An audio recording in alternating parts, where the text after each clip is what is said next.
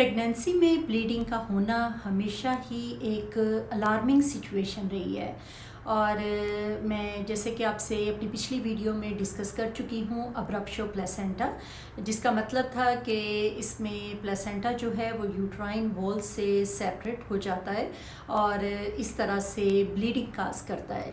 तो आज हम डिस्कस करेंगे एक और very important reason of bleeding in end of the second trimester, लेकिन मोस्टली इन थर्ड ट्राइमेस्टर, जो कि है प्लेसेंटा प्रीविया।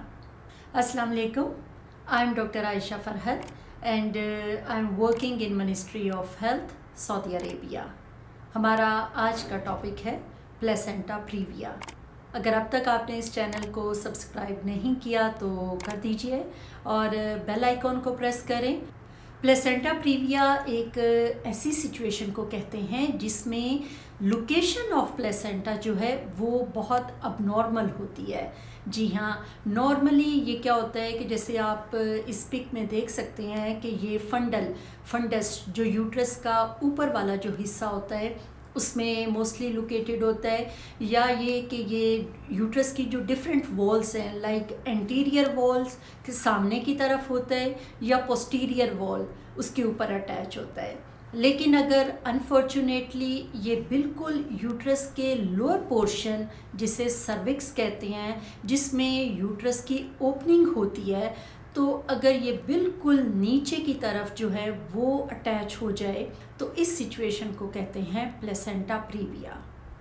अब फर्दर इसकी टू टाइप्स है, minor placenta previa and major placenta previa. इन दोनों में जो डिफरेंस है वो सिर्फ लोकेशन का है। माइनर में आप कह सकते हैं कि जो प्लेसेंटा है वो लो लाइंग होता है, मतलब वो यूट्रस के नीचे वाले हिस्से की तरफ अटैच तो होता है लेकिन वो इसकी जो ओपनिंग है उसको कवर नहीं करता। और जो मेजर प्लेसेंटा प्रीविया है वो आप इस पिक्चर में देख सकते हैं कि वो फुल बिल्कुल ऑपोजिट सी की शक्ल में वो पूरे सर्विक्स को जो है वो कवर कर लेता है। सबसे पहले बात करते हैं इंसिडेंस पे।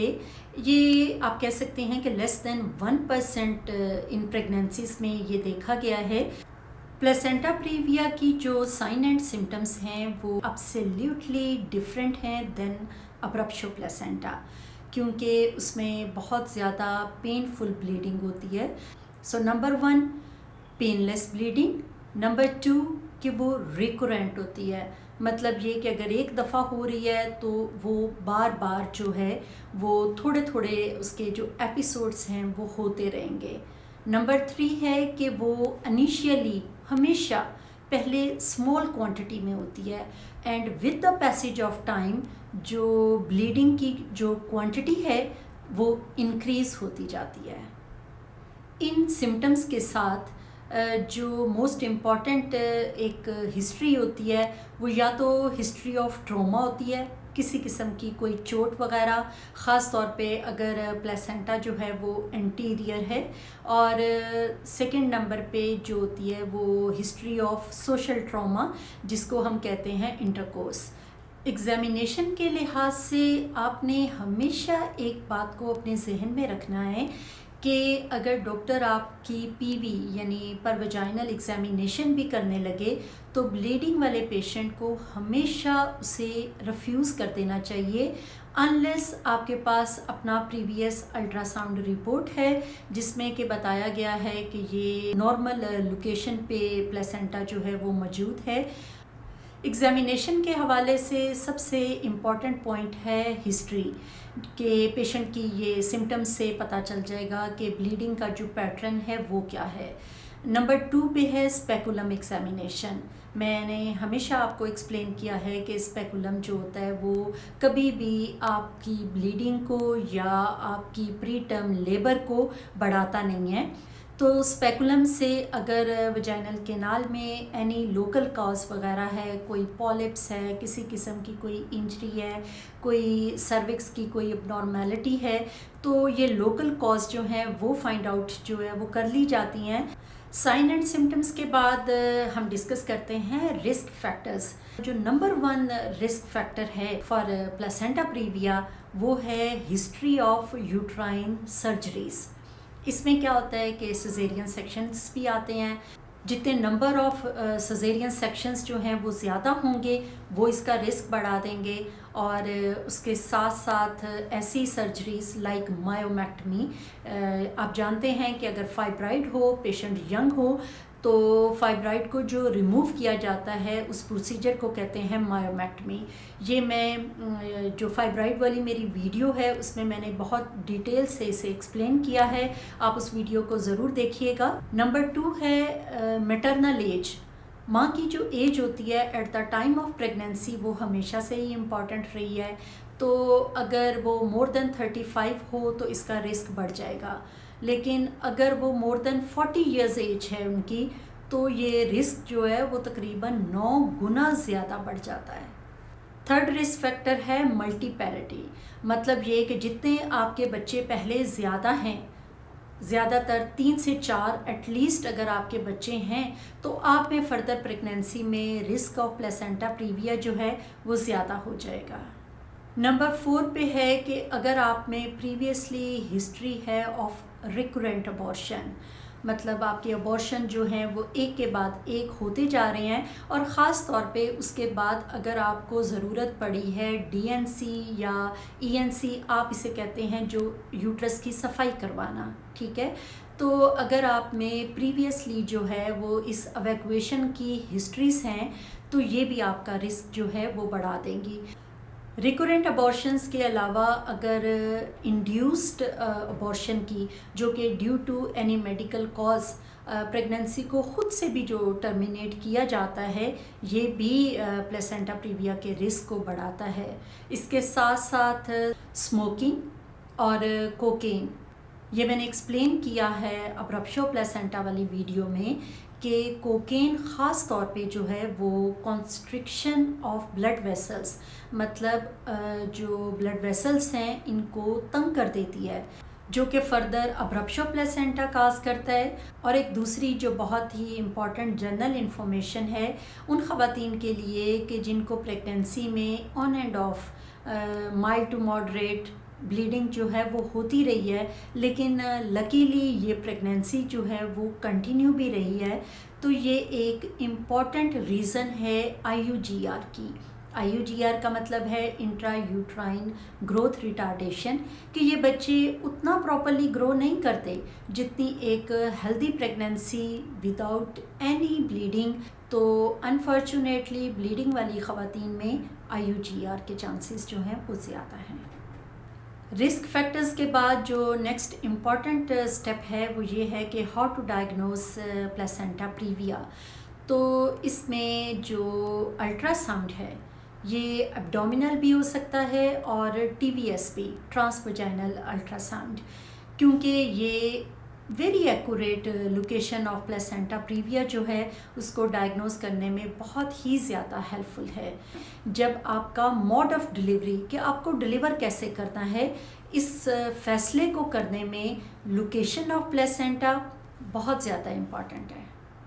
डायग्नोसिस के हवाले से मैं एक आपको इन्फॉर्मेशन देती जाऊँ कि जब आपका अनोमली स्कैन होता है एट 20 वीक्स, उसमें क्या होता है कि लो लाइन प्लेसेंटा जो है वो नज़र आ रहा होता है, लेकिन उस वक्त हम इस चीज़ की डायग्नोसिस बिल्कुल नहीं कर सकते कि ये फ्यूचर में प्लेसेंटा प्रीविया होगा, क्योंकि प्रेगनेंसी ग्रो करती है, यूट्रस का साइज़ बढ़ जाता है, तो ये जो प्लेसेंटा है ये स्लोली ऊपर की तरफ मूव करना शुरू हो जाता है। इसलिए जो प्लेसेंटा प्रीविया है एटलीस्ट उसकी डायग्नोसिस जो है वो बनती है 32 वीक्स के ऊपर। मैनेजमेंट के हवाले से यहाँ पे कुछ डिफरेंट सिनेरियोज़ हैं जिनकी मैनेजमेंट जो है वो इंडिविजुअल बेसिस पे होती है। हर पेशेंट की मैनेजमेंट का जो तरीका है वो डिफरेंट हो सकता है। फॉर एग्ज़ाम्पल, अगर कोई पेशेंट हैं जिनकी फ़र्स्ट टाइम ब्लीडिंग हुई है और ब्लीडिंग भी बहुत ही माइल्ड हुई है, तो उनको हम एडवाइस करेंगे कि अगर हर किस्म की जो एक्सरसाइज वगैरह है, एक तो आपने वो बिल्कुल नहीं करनी, जिसमें ओवर एक्सर्शन भी आ जाती है। नंबर 2 कि आपको अपने हस्बैंड से जो है वो थोड़ा डिस्टेंस पे रहना है। किसी किस्म का कोई सोशल ट्रॉमा जो है वो दोबारा नहीं होना चाहिए। तो इस सिचुएशन में जो पेशेंट हैं वो अपनी जो रूटीन की उनकी लाइफ है उसको वो स्टार्ट कर सकती हैं। सेकेंड नंबर ऑफ सिनेरियो जो है वो ये है कि अगर किसी खातून में रिकरेंट ब्लीडिंग एपिसोड्स जो हैं वो होना शुरू हो गए हैं, मतलब एक दफ़ा ब्लीडिंग हुई है, थोड़े दिनों के बाद फिर दोबारा ब्लीडिंग हुई है, तो ऐसे पेशेंट को जो है वो बेड रेस्ट जो है वो एडवाइस किया जाता है। और जो थर्ड सिनेरियो है उसमें ये है कि अगर पेशेंट को बहुत ही ज़्यादा हैवी ब्लीडिंग होना शुरू हो गई है, जिसके कि स्टॉप भी होने के कोई चांसेस नहीं है, और वो मदर को और फीटस को बैडली अफेक्ट करना शुरू हो गई है, तो इसका फाइनल सल्यूशन जो होता है वो इमरजेंसी सिजेरियन सेक्शन होता है।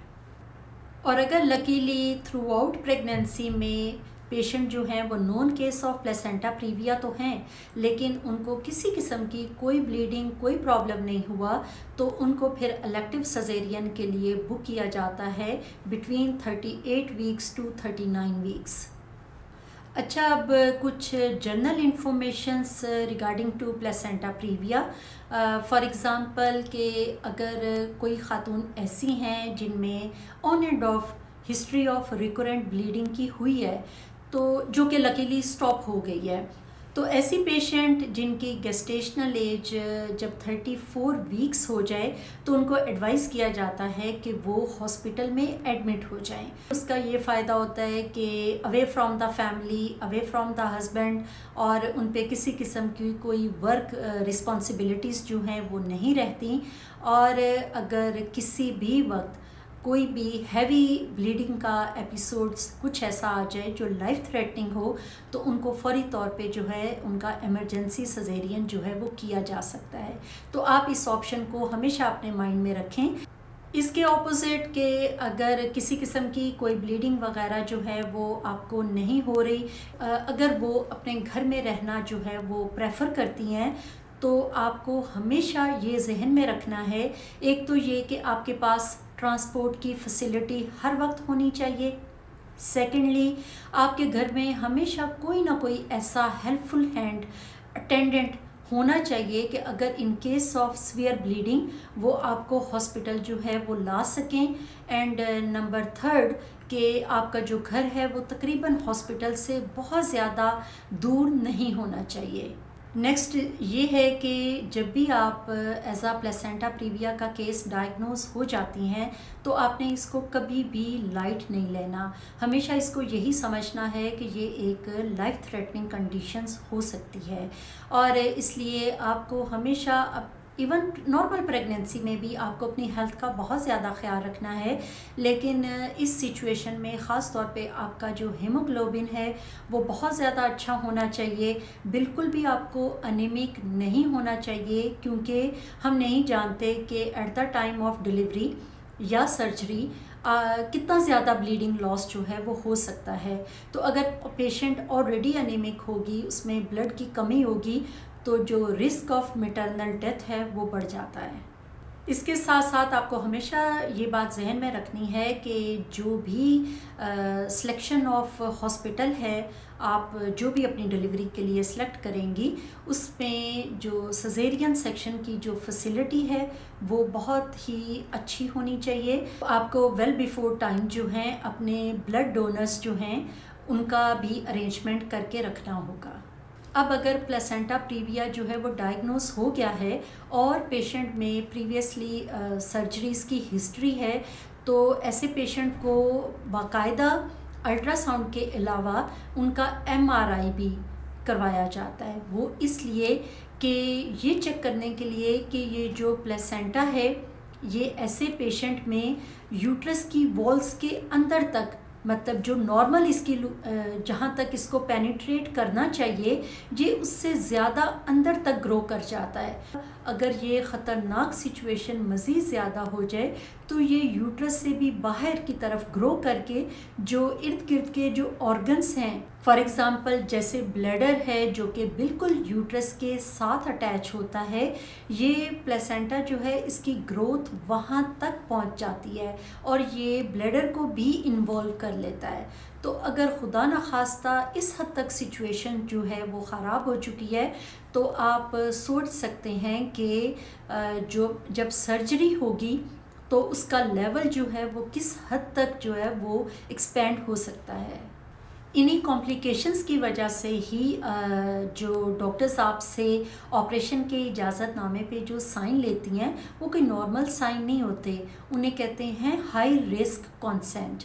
मतलब ये कि ये एक ऐसी सर्जरी है जिसमें बहुत ज़्यादा हाई रिस्क इन्वॉल्व है।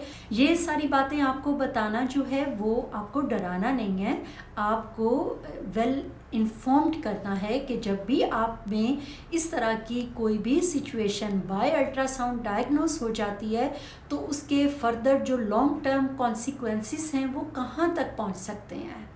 उम्मीद है कि आपको मेरी ये वीडियो भी पसंद आएगी और आप ज़रूर इससे कुछ ना कुछ सीखेंगे। और अगर अब तक आपने इस चैनल को सब्सक्राइब नहीं किया तो ज़रूर करें, बेल आइकॉन को प्रेस करें और इंशाल्लाह मिलते हैं किसी नई वीडियो में किसी नए टॉपिक के साथ। तब तक के लिए इजाज़त दीजिए। खुदा हाफिज़।